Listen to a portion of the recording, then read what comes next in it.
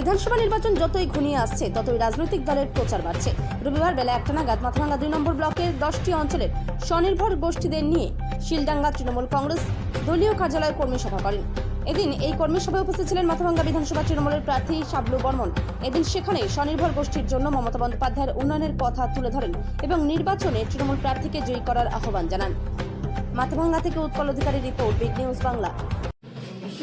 উপস্থিত আজকে আমাদের এই গুরুত্বপূর্ণ সভায় আমাদের কোচবিহার জেলা যুব তৃণমূল কংগ্রেসের সভাপতি মাননীয় বিশিষ্ট শিক্ষক স্বপন বর্মন মহাশয়, উপস্থিত আছেন আমাদের মহিলা ২ নং ব্লক এবং জেলা পরিষদের সদস্য রেণুবালা রায় বর্মন, এবং উপস্থিত এখানে আমাদের জেলা পরিষদের নারী শিশু সমাজ কল্যাণ দপ্তরের কর্মাধ্যক্ষা মাননীয়া হিমালী ঈশ্বর মহাশয়া।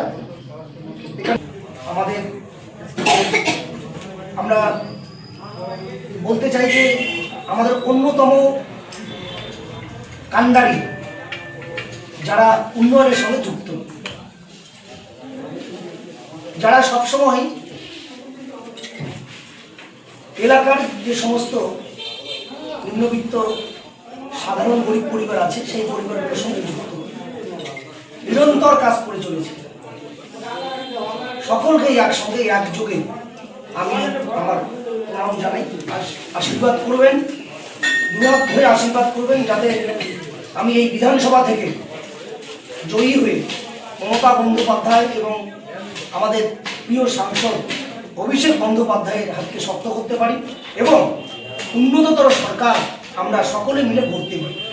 তার জন্য আমাকে আশীর্বাদ করবেন, আমি আপনাদের কাছে আশীর্বাদ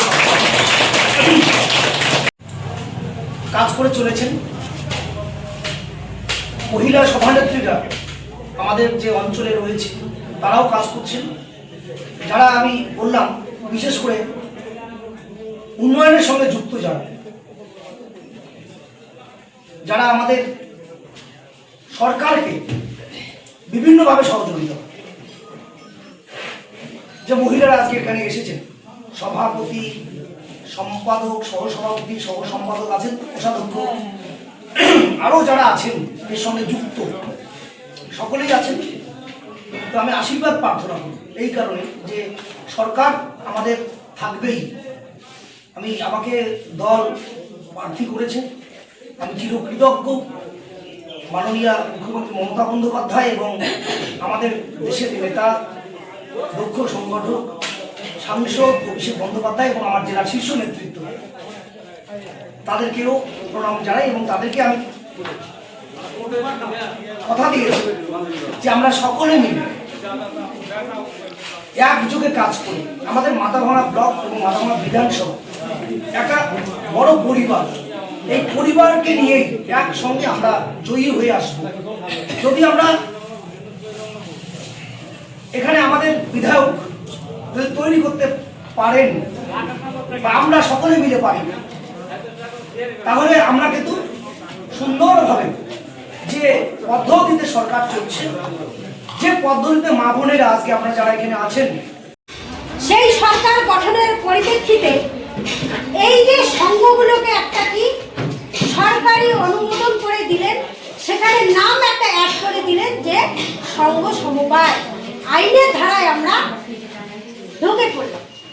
এই 10টা অঞ্চলের আজকে যে সংঘ সমবায় দিদিরা এখানে উপস্থিত হয়েছেন, আমি জানি আমাদের সংঘ সমবায়ের হাতে অনেক পাওয়ার আছে, বিশেষ করে মহিলার ক্ষেত্রে। হয়তো আপনারা অনেকেই জানেন না, অনেকেই জানেন যে 2011 সালের পরবর্তীতে যেভাবে আমাদের এই আনন্দ ধারাতে আমাদের স্বনির্ভর গোষ্ঠীকে একটা ছত্রছায়া নিয়ে এসছেন মমতা ব্যানার্জি, সেই ছত্রছায়াটার মারফত এবং স্বনির্ভর গোষ্ঠীর যে উন্নয়নের ধারাটা যাতে বজায় থাকে এবং সেই উন্নয়নের ধারাটাকে আমাকে বজায় রাখতে গেলে 2026-এর নির্বাচনে মাথাভাঙ্গা বিধানসভাতে আমাদের মনোনীত প্রার্থীকে বিপুল ভোটে জয়যুক্ত করতে হবে।